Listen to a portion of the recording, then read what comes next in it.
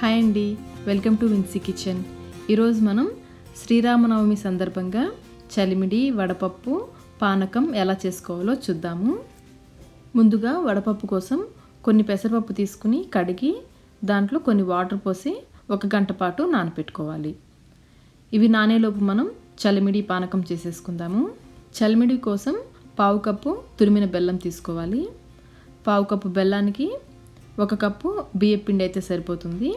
ఇప్పుడు దీంట్లో 2 టీ స్పూన్ల వాటర్ పోసుకొని కలుపుకోవాలి.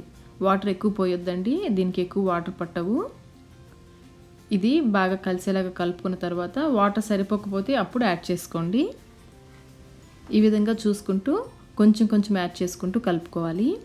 మీరు బియ్యం పిండిని ఇంట్లో తయారు చేసుకోవాలనుకుంటే 3-4 గంటల పాటు బియ్యాన్ని నానపెట్టుకోవాలి. లేదంటే మీరు నైట్ నానపెట్టుకొని మార్నింగ్ కూడా బియ్యం పిండిని చేసుకోవచ్చు. తడిపోయేలాగా ఆరపెట్టుకొని మిక్సీ జార్లో వేసుకొని బియ్యం పిండిని చేసుకోవచ్చు. ఇప్పుడు దీంట్లో ఫ్లేవర్ కోసం కొంచెం ఇలాచీ పౌడర్, 1 టీ స్పూన్ నెయ్యి, ఇవి 2 ఆప్షనల్ అండి. ఇవి 2 వేయకుండా కూడా చేసుకోవచ్చు. ఇదంతా బాగా కలిసేలాగా కలుపుకోవాలి. అంతేనండి, ఎంతో టేస్టీగా ఉండే చలిమిడి రెడీ. ఇప్పుడు మనం పానకం ఎలా చేసుకోవాలో చూద్దాము. 1/2 కప్పు తురిమిన బెల్లం తీసుకోవాలి. దీంట్లో కొన్ని నీళ్లు పోసుకుని ఈ బెల్లాన్ని కరిగించుకోవాలి. మనకి 1/2 కప్పు బెల్లంకి 1.5 కప్పు వరకు నీళ్లు తీసుకోవచ్చు. ఇందులో ఏమైనా నలకలు ఉంటే మీరు ఫిల్టర్ చేసుకోండి. ఇలా కలుపుకున్న తర్వాత కొన్ని మిరియాలు, 2 యాలకులు కూడా వేసుకుని మెత్తగా దంచుకోవాలి. ఇవి 2 కలిపి దంచడం వల్ల ఫ్లేవర్ చాలా బాగుంటుందండి. ఇలా దంచుకున్న తర్వాత దీంట్లో నుంచి కొంచెం పౌడర్ని ఈ బెల్లం వాటర్లో యాడ్ చేసుకోండి. మీకు ఘాటుగా కావాలనుకుంటే కొంచెం ఎక్కువ వేసుకోండి, లేదంటే కొంచెం తగ్గించి వేసుకోండి. అంతేనండి, పానకం రెడీ అయిపోయింది.